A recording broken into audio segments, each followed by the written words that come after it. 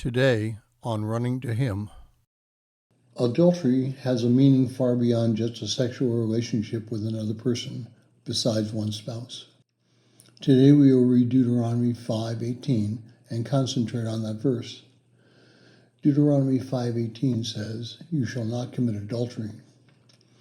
Now it goes without saying that adultery is one of the worst actions anyone can take against another. I would even say that it ranks right up there on the scale with murder. I recognize that that's a strong statement, but I think it's justified. The biblical role for males and females is one of marriage. Marriage is the cornerstone of our society. Without marriage, society ultimately fails. God repeatedly, metaphorically defines his relationship with Israel as a marriage relationship. The Old Testament book of Hosea focuses on the relationship between a man and a woman and then projects it on Israel's relationship with God. The church is seen as the bride of Christ, and because of that, we have a responsibility to maintain purity in our relationships with other religions. Again, Israel is called out because of their going to other religions and having an adulterous relationship with them. But there are also societal problems that are created through adultery. Most marriage vows generally state the desire for the man and the woman to remain connected with one another, normally ending with the phrase, "for as long as I live." It assumes that the relationship will remain between the both of them, not having somebody else come in the middle of them. This is one of the reasons why the polygamy is such a horrendous activity. It destroys the relationship between the couple. Now, the result of marriage is the building of a new household. You can go to almost any bookstore or mall and see a sign which advertises the making of a personal placard with the family name and then the words "established" in a particular year. This new household probably has a goal of creating children. Very few people get married with the idea that they will not have children. Even marriages that cannot have children seek to bring children in through adoption or just being very close to another family member that has children.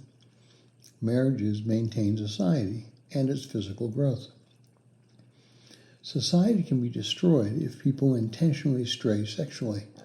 A major reason for divorce is that one or both spouses have had sexual relations with people other than that spouse.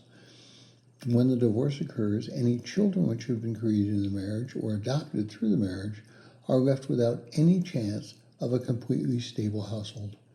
Even if the spouses remarry, the family is now called blended, and struggles can occur. Religiously, when we start investigating other religions, we can become adulterers.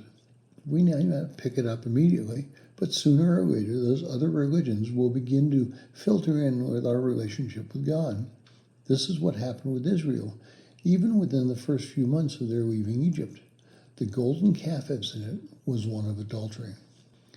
So how can we as Christians remain pure in our marriage with our spouses and remain pure in our relationship with God? The answer is the same for both. We must make up our minds that we will do nothing to cause the temptation that might lead to adultery.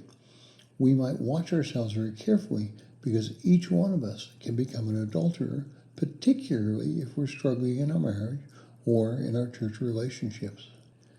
We must make up our minds before the temptation strikes that we will never do anything that would cause us to stumble in that area. Thank you for listening. We pray that today's devotion was meaningful to you. We would love to hear from you. You can use either Facebook or YouTube to like, subscribe, share, and tell others about us. If you would like to contact us, you can reach me at phineasjacobus@runningtohim.net.